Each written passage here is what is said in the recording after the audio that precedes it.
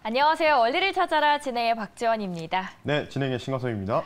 네, 조 바이든 대통령과 케빈 메카시 하원 의장의 부채 한도 관련 회동이 재차 아쉽게도 성과 없이 끝난 이후 이날도 별다른 진전을 보이지 못하면서 뉴욕 증시는 일제히 하락 마감했습니다. 네, 뭐 전반적으로 사실은 이제 메카시 하원 의장이 백악관을 가지 않았다. 이 뉴스가 결정타였습니다. 이게 이제 2시 정도 우리나라 시간 새벽 2시에 나왔는데 사실 조금은 이제 약간 좀 비속어로 좀 따지면 미국 증시가 개장하고 나서 약간 질질질질 좀 새는 듯한 좀 모습을 좀 보여줬었거든요. 그러다가 이제 새벽 2시에 하원 의장, 메카시 하원 의장이 백악관에 가지 않을 것이라고 내용이 나오면서 그때부터 좀 낙폭이 좀 커졌습니다.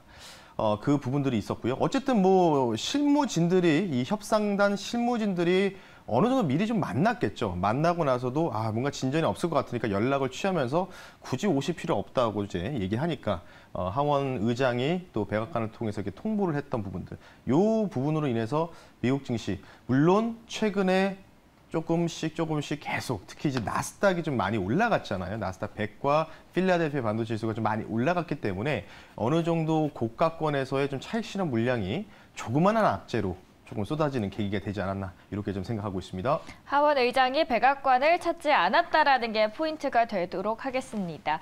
자, 그럼 저희 파이낸셜 타임스의 이슈 첫 번째 기사 보도록 하겠습니다. 화면 만나보시죠. Microsoft launches generative AI tools. 그러니까 마이크로소프트가 윈도우에 인공지능 AI 비서 기능을 탑재한다라는 소식입니다. 킥박스 통해서 자세히 보도록 하겠습니다. 우선 미국 워싱턴주 시애틀 본사에서 연례 개발자 회의가 열렸습니다. 여기에서 MS는 우선 윈도우 11에 AI 비서 코파일럿을 탑재한다라고 밝힌 건데요. 여기서 말하고 있는 이 코파일럿은 이용자를 도와주는 사전적인 의미를 갖는 MS의 AI 시스템입니다. 다음 박스도 보도록 하겠습니다. 내달 공개적으로 시험 테스트에 들어갈 예정이라고 합니다. 그리고 MS 책임자는 빙과 유사하고 한 번 열면 개인 비서 역할을 해줄 거라고 자신을 내비쳤습니다. 월가에서도 이런 MS의 행보를 다소 긍정적으로 바라보고 있었습니다. 대형 투자은행 제프리스는 마이크로소프트 주식에 대해서 매수 등급을 꾸준하게 반복했고요. 목표 주가를 $400로 제시를 했습니다. 여기서 키포인트는 인공지능으로의 전환이 마이크로소프트의 아주 중요한 요소다라고 판단을 했던 부분입니다. 그림 하나 보도록 할까요? 이날 공개된 소개 영상에서는 윈도우 코파일럿을 작업 표시줄에서 쉽게 열고 사용하는 장면들이 담겼는데요. 간단한 정보 검색은 물론이고요. 콘텐츠를 요약하거나 다시 작성하거나 설명을 요구하는 기능도 가능합니다. MS의 이런 AI 행보를 보면 전반적으로 기업들이 AI에 투자하는 속도 자체가 굉장히 빨라지고 있는 것 같은데요. 투자자의 입장에서 오늘 시장은 저희가 어떻게 엮어서 해석을 해보면 좋을까요? AI 관련된 부분에 따른 이제 사이클 주기를 우리가 고민할 필요가 있을 것 같습니다. 이전에 이제 닷컴 버블 당시에 그 인터넷 버블 장세 기억나실 겁니다. 00년도였죠. 그때는 이제 땡땡닷컴이라는 이름만 붙어도 뭐 그때 당시 이제 상한가가 이제 15% 정도 내외였거든요. 뭐 계속해서 뭐 2연산, 3연산 가는 듯한 모습들 보여줬었고 미국에서도 마찬가지로 그런 모습들을 좀 보여줬는데 이제는 이제 대형 이런 플랫폼 또는 대형 이 마이크로소프트마저도 AI 관련된 비서 이 플랫폼을 탑재했던 이 시스템을 공개했다. 상당히 중요한 의미가 있는 것 같습니다. 물론 이제 전반적으로 구글부터 시작해서 구글은 또 최근에 또 바드라는 걸 또 출시를 하면서 런칭 서비스도 또 베타 버전으로 좀 진행을 하고 있고요. 그 부분들이 우리나라 시장, 특히 이제 뭐 우리나라 시장뿐만 아니라 미국 시장의 그 인공지능 AI 테마 쪽으로 얼만큼 발전을 할지 우리가 상당히 좀 주목해야 되는데 저는 좀 이런 표현을 해드리고 싶어요. 어떠한 사이클이든 간에 이전에 이제 우리가 메타버스 같은 이제 메타버스나 뭐 NFT, P2E 뭐 이 관련주들에 대한 이 사이클도 보시면 오버프로미싱이라고 해서 이행 단계가 이제 주어지거든요.